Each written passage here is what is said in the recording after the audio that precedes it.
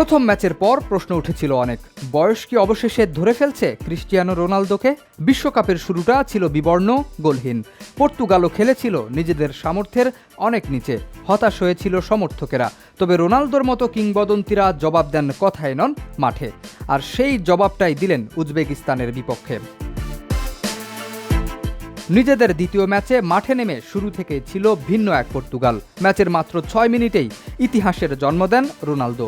প্রতিপক্ষের রক্ষণভাগ ডিঙিয়ে বল জালে পাঠিয়ে দলকে এগিয়ে দেওয়ার পাশাপাশি গড়ে ফেলেন বিশ্ব ফুটবলের এক অনন্য রেকর্ড। প্রথম ফুটবলার হিসেবে টানা ৬টি ভিন্ন বিশ্বকাপে গোল করার কীর্তি এখন শুধুই তার।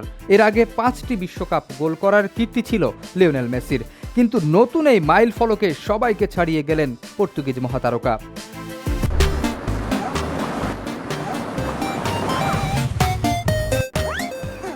একের পর এক আক্রমণে উজবেক রক্ষণভাগে চাপে রেখে শেষ পর্যন্ত ৫-০ গোলের বড় জয় তুলে নেয় পর্তুগাল।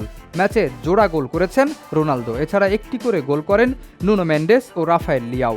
পর্তুগালের পঞ্চম গোলটি আসে উজবেকিস্তানের এক ডিফেন্ডারের আত্মঘাতী ভুল থেকে। ২০০৬ সালের জার্মানি বিশ্বকাপে শুরু হয়েছিল রোনালদোর বিশ্বকাপ অধ্যায়। ইরানের বিপক্ষে করেছিলেন প্রথম গোল।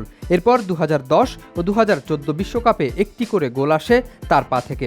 ২০১৮ সালের রাশিয়া বিশ্বকাপে স্পেনের বিপক্ষে হ্যাট্রিক করে বিশ্বকে আবারও চমকে দেন তিনি। সে আসরে করেছিলেন মোট ৪ গোল।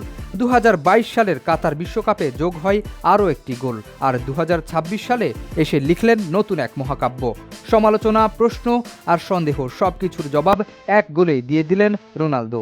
আর সেই গোলেই বিশ্বকাপের ইতিহাসে যোগ হলো নতুন এক অধ্যায়। শরীফ উদ্দিন, ইত্তেফাক নিউজ।